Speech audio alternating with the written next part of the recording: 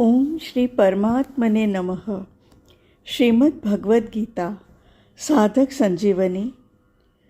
पूज्य संत श्री स्वामी राम सुखदास जी महाराज जी द्वारा हिंदी टीका। अध्याय 3 कर्मयोग, पेज 233 233, ऑडियो 73 73। संबंध। पूर्व श्लोक में अपना मत अर्थात सिद्धांत बताकर अब भगवान आगे के 2 श्लोकों में अपने मत की पुष्टि करते हैं। श्लोक 31। ये मे मतमिदं नित्यं अनुतिष्ठन्ति मानवाः श्रद्धावन्तो न सूयन्तो मुच्यन्ते तेपि कर्मभिः। जो मनुष्य दोष दृष्टि से रहित होकर श्रद्धापूर्वक मेरे इस पूर्व श्लोक में वर्णित मत का सदा अनुसरण करते हैं, वे भी कर्मों के बंधन से मुक्त हो जाते हैं। व्याख्या। ये में मतमिदम से श्रद्धावंतो न सूयंतो। किसी भी वर्ण, आश्रम, धर्म, संप्रदाय आदि का कोई भी मनुष्य यदि कर्म बंधन से मुक्त होना चाहता है तो उसे इस सिद्धांत को मानकर इसका अनुसरण करना चाहिए। शरीर, इंद्रियां, मन, बुद्धि, पदार्थ, कर्म आदि कुछ भी अपना नहीं है। इस वास्तविकता को जान लेने वाले सभी मनुष्य कर्म बंधन से छूट जाते हैं। भगवान और उनके मत में प्रत्यक्ष की तरह निस्संदेह दृढ़ विश्वास और पूज्य भाव से युक्त मनुष्य को श्रद्धावंतः पद से कहा गया है। शरीर आदि जड़ पदार्थों को अपने और अपने लिए न मानने से मनुष्य मुक्त हो जाता है। इस वास्तविकता पर श्रद्धा होने से जड़ता के माने हुए संबंध का त्याग करना सुगम हो जाता है। श्रद्धावान साधक ही सतशास्त्र, सतचर्चा और सत्संग की बातें सुनता है और उनको आचरण में लाता है। मनुष्य शरीर परमात्मा प्राप्ति के लिए ही मिला है, अतः परमात्मा को ही प्राप्त करने की एकमात्र उत्कट अभिलाषा होने पर साधक में श्रद्धा, तत्परता, संयतेंद्रियता आदि स्वतः आ जाते हैं। अतः साधक को मुख्य रूप से परमात्मा प्राप्ति की अभिलाषा को ही तीव्र बनाना चाहिए।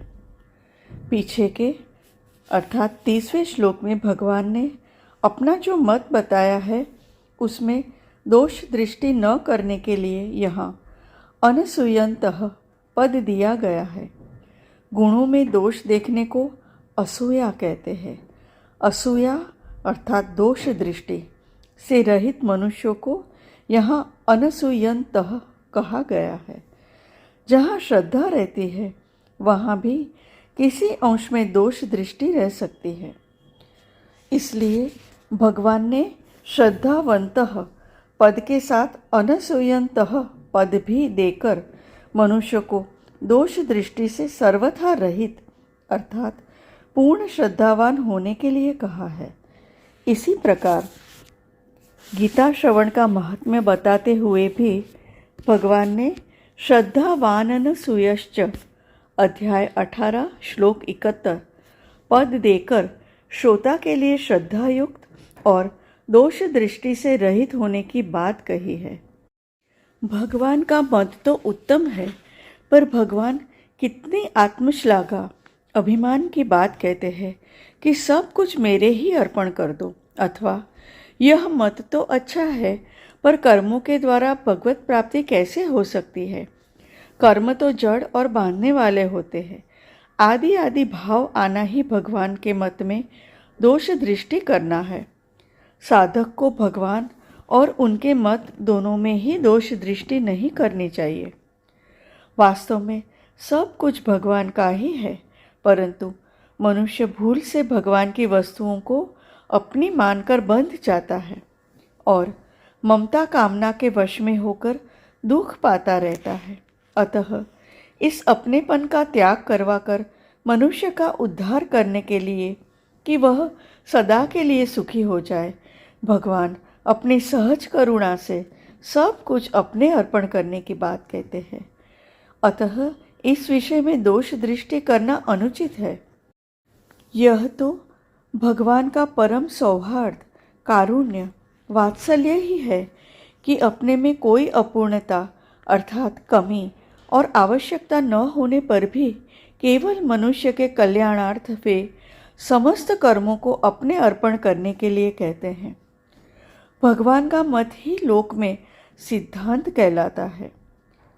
सर्वोपरि सिद्धांत को ही यहाँ मतम पद से कहा गया है। भगवान ने अपनी सहज सरलता एवं निरभिमानता के कारण सर्वोपरि सिद्धांत को मत नाम से कहा है। यह मत या सिद्धांत त्रिकाल में एक जैसा रहता है, अर्थात इसमें कभी कोई परिवर्तन नहीं होता, चाहे कोई श्रद्धा करे या न करे। यहाँ नित्यम पद मतम का विशेषण नहीं, प्रत्युत अनुतिष्ठति पद का ही विशेषण है, कारण कि भगवान नित्य है, अतः उनसे संबंधित समस्त वस्तुएं भी नित्य ही है। भगवान का मत भी नित्य है। भगवान का मत सर्वोपरि सिद्धांत है और सिद्धांत वही होता है जो कभी मिटता नहीं। अतः भगवान का मत तो नित्य है ही, उसका अनुष्ठान नित्य होना चाहिए।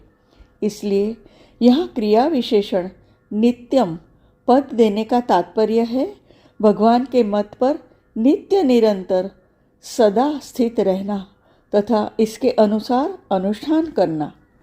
प्रश्न: भगवान का मत क्या है और उसका सदा अनुष्ठान कैसे किया जाए? उत्तर: मिली हुई कोई भी वस्तु अपनी नहीं है, यह भगवान का मत है। शरीर, इंद्रियां, मन, बुद्धि, प्राण, धन, संपत्ति, पदार्थ आदि सब प्रकृति के कार्य है और संसार भी प्रकृति का कार्य है। इसलिए इन वस्तुओं की संसार से एकता है तथा परमात्मा का अंश होने से स्वयं की परमात्मा से एकता है। अतः ये वस्तुएं व्यक्तिगत अपनी नहीं है, प्रत्युत इनके उपयोग का अधिकार व्यक्तिगत है। इसके सिवाय सद्गुण, सदाचार, त्याग, वैराग्य, दया, क्षमा आदि भी व्यक्तिगत नहीं है, प्रत्युत भगवान के है। ये दैवी संपत्ति अर्थात भगवत प्राप्ति की संपत्ति पूंजी होने से भगवान के ही है। यदि ये सद्गुण, सदाचार आदि अपने होते तो इन पर हमारा पूरा अधिकार होता और हमारी संपत्ति के बिना किसी दूसरे को इनकी प्राप्ति न होती। इनको अपना मानने से तो अभिमान ही होता है, जो आसुरी संपत्ति का मूल है। जो वस्तु अपनी नहीं है उसे अपनी मानने से और उसकी प्राप्ति के लिए कर्म करने से ही बंधन होता है। शरीर आदि वस्तुएं अपनी तो है ही नहीं, अपने लिए भी नहीं है। यदि ये अपने लिए होती तो इनकी प्राप्ति से हमें पूर्ण तृप्ति या संतोष हो जाता, पूर्णता का अनुभव हो जाता। परंतु सांसारिक वस्तुएं कितनी ही क्यों न मिल जाए, कभी तृप्ति नहीं होती। तृप्ति या पूर्णता का अनुभव उस वस्तु अर्थात भगवान के मिलने पर होता है जो वास्तव में अपनी है। अपनी वास्तविक वस्तु के मिलने पर फिर स्वप्न में भी कुछ पाने की इच्छा नहीं रहती। जैसे संसार में सभी पुत्रवती स्त्रियां माताएं ही है, पर बालक को उन सभी माताओं के मिलने से संतोष नहीं होता, प्रत्युत अपनी माता के मिलने से ही संतोष होता है। इसी तरह जब तक और पाने की इच्छा रहती है तब तक यही समझना चाहिए कि अपनी वस्तु मिली ही नहीं। मिली हुई वस्तुओं को भूल से भले ही अपनी मान ले, पर वास्तव में वे अपनी है नहीं और इसलिए उनसे अपनी तृप्ति भी नहीं होती। अतः मिली हुई कोई भी वस्तु अपनी और अपने लिए नहीं है। शरीर आदि प्राप्त वस्तुओं को न तो हम अपने साथ लाए थे और न अपने साथ ले ही जा सकते हैं, तथा वर्तमान में भी ये हमारे से प्रति क्षण वियुक्त हो रही है। वर्तमान में जो ये अपनी प्रतीत होती है वह भी सदुपयोग करने अर्थात दूसरों के हित में लगाने के लिए, न कि अपना अधिकार जमाने के लिए। अतः हमें प्राप्त वस्तुओं का सदुपयोग करने का ही अधिकार है, अपनी मानने का नहीं। भगवान ने मनुष्य को ये वस्तुएं इतनी उदारतापूर्वक और इस ढंग से दी है कि मनुष्य को ये वस्तुएं अपनी ही दिखने लगती है। इन वस्तुओं को अपनी मान लेना भगवान की उदारता का दुरुपयोग करना है। जो वस्तुएं अपनी नहीं है पर जिन्हें भूल से अपनी मान लिया है, उस भूल को मिटाने के लिए साधक अध्यात्म चित्त से गहरा विचार करके उन्हें भगवान के अर्पण कर दे, अर्थात भूल से माना हुआ अपनापन हटा ले, जिसका एकमात्र उद्देश्य अध्यात्म तत्व अर्थात परमात्मा की प्राप्ति का है। ऐसा साधक यदि गंभीरतापूर्वक विचार करे तो उसे स्पष्ट रूप से समझ में आ जाएगा कि मिली हुई कोई भी वस्तु अपनी नहीं होती, प्रत्युत बिछुड़ने वाली होती है।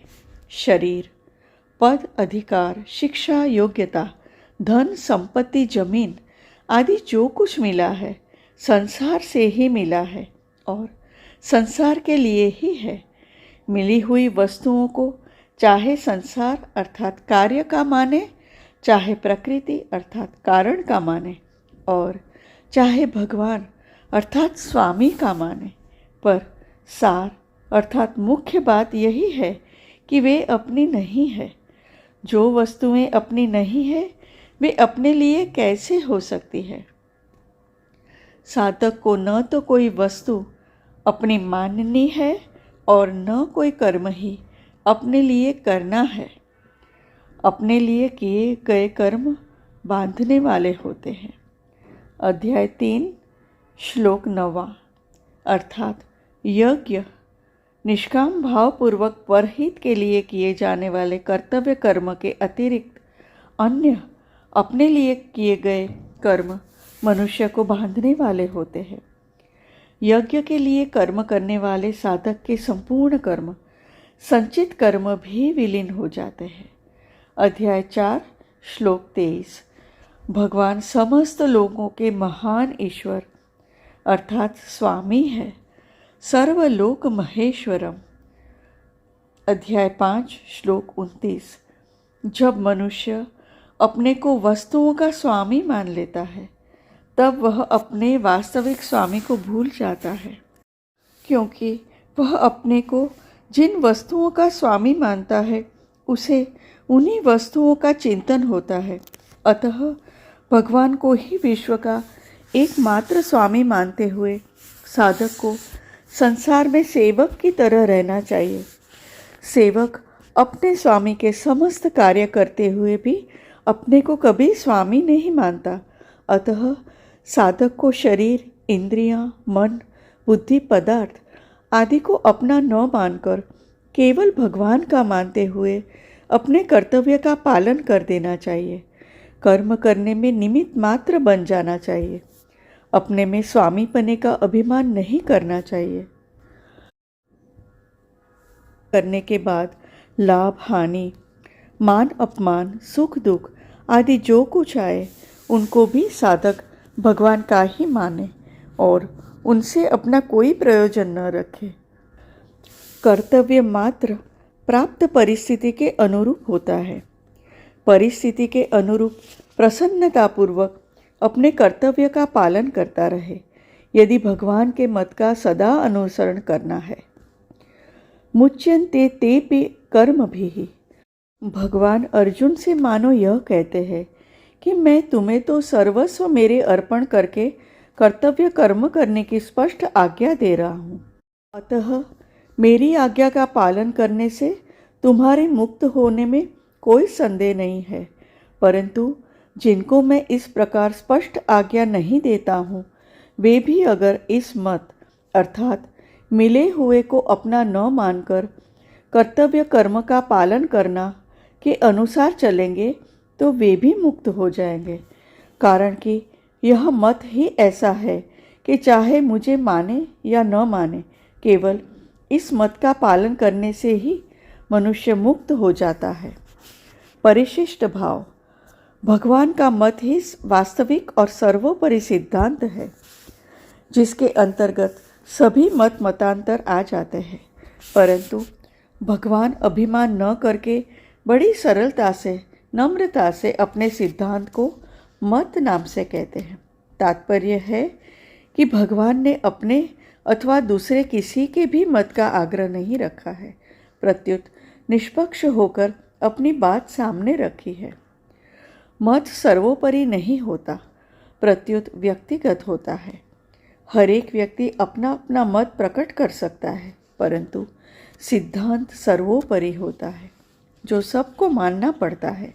इसलिए गुरु शिष्य में भी मतभेद तो हो सकता है, पर सिद्धांत भेद नहीं हो सकता।